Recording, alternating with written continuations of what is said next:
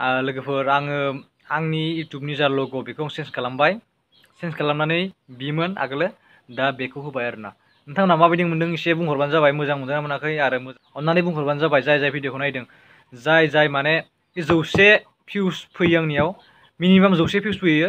बे 100 भिउसनि मादाव जाय नायदों नोंथांमोना आंनि माने लग'खौ माबायदि मोन्दों बेखौ एसे बुंहरबानो जाबाय। गाज्रिबा गाज्रि, मोजांबा मोजां आरोना। अनेस्टलि बुं, हनेस्टलि साधु बादि, माने जेबो थगायनाङा। हेलौ लोगोफोर, खुलुमबाय बयखौबो। गिबियावनो बयखौबो आं चेनेलाव बरायहरनाय जाबाय दिनैनि गोदान बे भिडिअआव।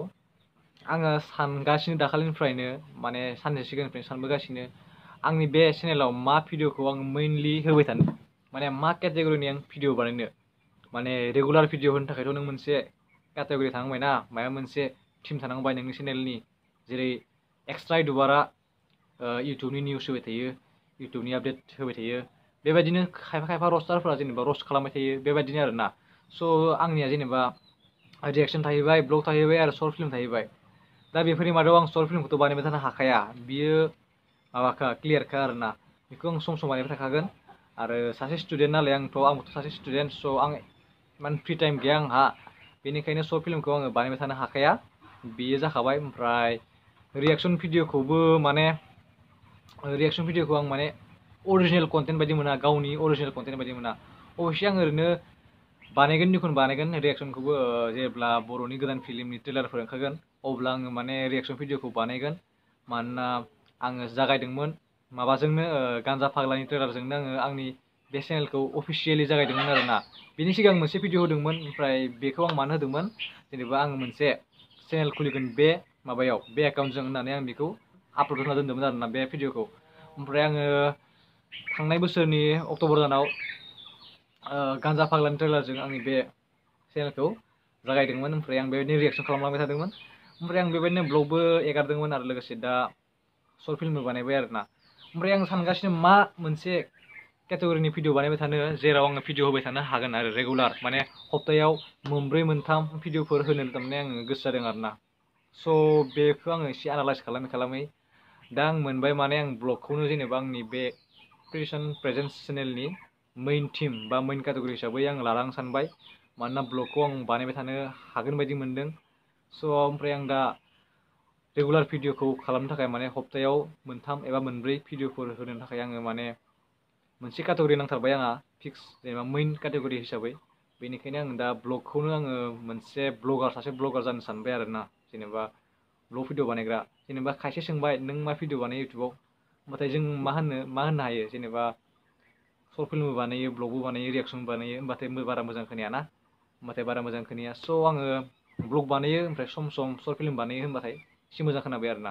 लोगोसे रिएक्सन भिडिअआ माने नोंनि अरिजिनेल कन्टेन्ट बायदि जाहैया, माने गुबुननि भिडिअखौ नायनानै नोङो माबानांगौ जायो।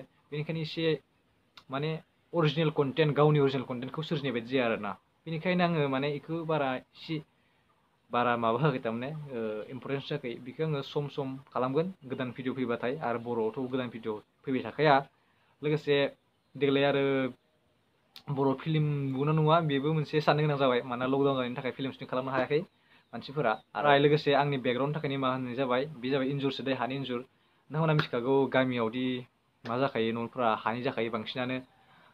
खायफा साख्रि गोनांफोरनियाल' मा जायोमोन आगोलो, पाक्कानि जायोमोन। अबयसे आथिखालाव माने बांसिनानो पाक्कानि न' लुबाय।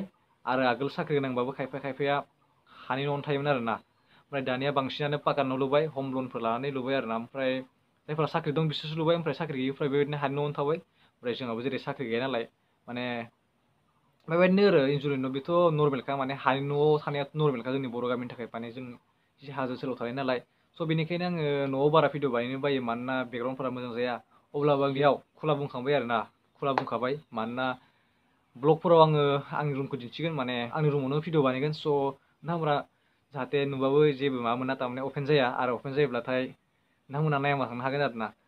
जायखिजाया बेथ' नर्मेलखा। ओमफ्राय देनां आंबो लुनोसै, जुदि साख्रिफोर मोनलाबायोब्लाथाय लुनोसै आंबो पाक्कानि न', हम लन लानानै। आरो साख्रि मोनाब्ला मा जागोन होनबा, बे मोनसे बाथ्रा। बेफोरनो आरो टेनसन जाहैयोना स्टुडेन्टफोरखौ। जियानो जायाथों मानो, बिदिनो सोलिनोसै आरोना, लाइफआलाय मा आरो। दा आङो ब्लगखौ मेइन केटेगरि बानायनायनिबो माने मोनसे जेनेबा गुबै रिजनबो दंबावो मोनसे। जेनेबा डायरि हमना ला माने आं उन्दै समाव डायरिबो लिरोमोन एसे एनै लिरनानै लायोमोन आरोना। ओमफ्राय दा जुदि आङो ब्लग बानायबाथाय बेयो मोनसे डायरि बायदि जाहैबाय। बे डायरिखौ आङो अपलड होना दोनबाथाय बे थाहैगोन आरोना। बेयो जेनेबा इन्टारनेटआव थाहैबाय, अब्लाथाय आं बेखौ देनां जियानो जा एबा देनां बोराय जाबाबो आं बेखौ नायफिननो हागोन। अब्लाथाय आं माने मा मोनगोन, मोनसे बरिया माने गावनि उन्दैखौ नुनानै आरो गावनि सेंग्रा समखौ नुनानै जोबोद गोजोननाय मोनगोन, खुसि जागोन आरोना। जेरै दा जोङो आगोलनि लिरनाय डायरिफोरखौ नायोब्लाथाय जों मार मिनिनो ओंखारो एबा खुसि जायो। बेबायदिनो आरोना, दा जों जुदि बेखौ जोङो डायरि हिसाबै भिडिअ बानायोब्लाथाय जों उनाव बैखौ नायहैनो हागोन आरो उनाव नायनानै नों गोजोननाय मोनगोन आरोना। वाह माबायदिमोनलै लाइफआ, माबायदि जालांखो, एबा जेबो सोलायाखैबाथाय आगोल जेरैमोन बेबायदिनो जाबाय, बेबायदि जागोन आरोना। बेनिखायनो आं बेखौ माने ब्लगखौनो जि मेइन केटेगरि हिसाबै लानो सानबाय। जेनेबा जोंनि दा उन्दैनि फट'आनो गैया, माने उन्दैयाव ओरैनो मोननैसो फट' खेबजादोंमोन, खिन्थु दा फट'आबो गैला। ओमफ्राय दा गुबुननिफोरबायदि एकदम फट' माबा गैलिया आरोना, फट'फोर गैया। दा जों गावनि उन्दैखौ गोसो जाब्लाबो नुनो मोनला। मालायफोरनि माबा थालायो, बिजाबनि फट'फोरनि बिजाब, माने मा होनोमोन बेखौ, फट'फोरनि बिजाब, जेनेबा फट' दोनग्रा बिजाबखौ मा होनोमोन आं एसे बावना दंलै, नोंथांमोना जुदि गोसो दंबाथाय खोन्थाहरबानो जाबाय। ओमफ्राय दा जेनेबा जोंनि उन्दैनि मा गैया, फट' गैया। थ' बेनिखायनो आं गोबां नायनो लुगैयो, जोबोद नायनो लुगैयो मालायफोरनि उन्दैनि फट' दं, मा दं। दा जोंनियाव गैया, बेनिखायनो दा जोङो जेसेबां हागौ मेम'रिखौ आं थारमाने क्रियेट खालामनो नाजायो। फट' लायो, ओमफ्राय फट'खौबो आं दा लेपटपआव सब सोना दोनजोबो। ओमफ्राय खायफाखौ सोआ, मोजांखौ सोयो। दा बेबायदिनो भिडिअखौबो जुदि बानायनानै दोनोब्लाथाय बेबो थाबाय थागोन। अब्ला आं उनाव सार्च खालामना नायनो हागोन इउटुबाव। आरो बेबायदि भिडिअखौ नों बानाय लेपटपआव सोनानै दोननो हाजोबनाय नङा, मानोना जायगाया इमान गैया। स' बेबायदि आङो जुदि इन्टारनेटआव आपलड खालामना दोनोब्लाथाय बियो मा जाहैबाय, मोनसे ट्रेजार जाहैबाय। दा बेखौ आं उनाव नायनानै इन्जय खालामनो हासिगोन आरोना। स' बेनोसै आंनि जाहोनाबो। ओमफ्राय जुदि नोंथांमोना नायनानै इन्टारेस्ट मोनोब्लाथाय आंनि चेनेलखौ साबस्क्राइब खालाम, आरो लोगोसे भिडिअखौ लाइक खालाम, आरो हायोबाथ' सेयार खालाम, आरो खालामाबाबो जेबो नङा। आं बिदिखौ आंनि चेनेलखौ साबस्क्राइब खालामनो होननायखौ जोबोद खम बुङो, आं बांद्राय बुङानो। माने आङो जुदि गोसो गैयाबाथाय बानायजानो बायो आरोना। जेनेबा आंबो गुबुनखौ माने जुदि गोसो गैयाबाथाय आं खालामखाया, आरो गुबुनखौ माने बिदि खालामनो बायो आरोना। जेनेबा गोसो जाबाथाय गाव हारसिं खालामखायो, जेनेबा बेबायदि आरोना। दिनै बे भिडिअआ बांद्राय गोलाव जानाय नङा, आरो बे भिडिअआथ' जेनेबा ओरैनो आनाउन्समेन्ट होनाय बायदि जाहैबाय, अब्लाबो जेबो नंला आरोना। थेवबो आं मोनसे आरो रेसपन्सिबिलिटिखौ लाबावदों। मा रेसपन्सिबिलिटि, आङो क्लास 10नि मेथ्सखौ आं हानायमानिखौ फोरोंनानै इउटुबाव आपलड होदों। मोनसे चेनेल खुलिदों, बे चेनेलनि मुङा जाहैबाय मेथ्स लाइफ।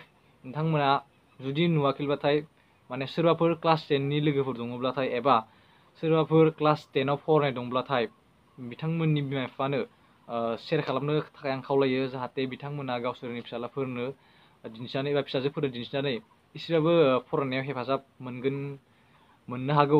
मानोना लकडाउन सम, क्लासबोथ' जायाखै, आरो टिउसनबोथ' लानो हायाखै, आरो साफा सानै गामियाव दंब्लाथाय सिखायनो हागौ, माने लानो हागौ आरोना। अब्लाबो आं बेखिनिखौनो माने एसे फोरमायनो साननानै फोरमायबाय आरोना। ओमफ्राय आसा खालामो नोंथांमोना मोजां मोनगोन, आरो लोगोसे चेनेलाव गोदानब्लाथाय साबस्क्राइब खालामदो, आरो लोगोसे लाइक खालामदो भिडिअखौ। अब्ला दिनै बे भिडिअखौ आं बेयावनो फोजोबनो सानबाय। आसा खालामो नोंथांमोना गासैबो मोजाङै दं। अब्ला गुड बाय।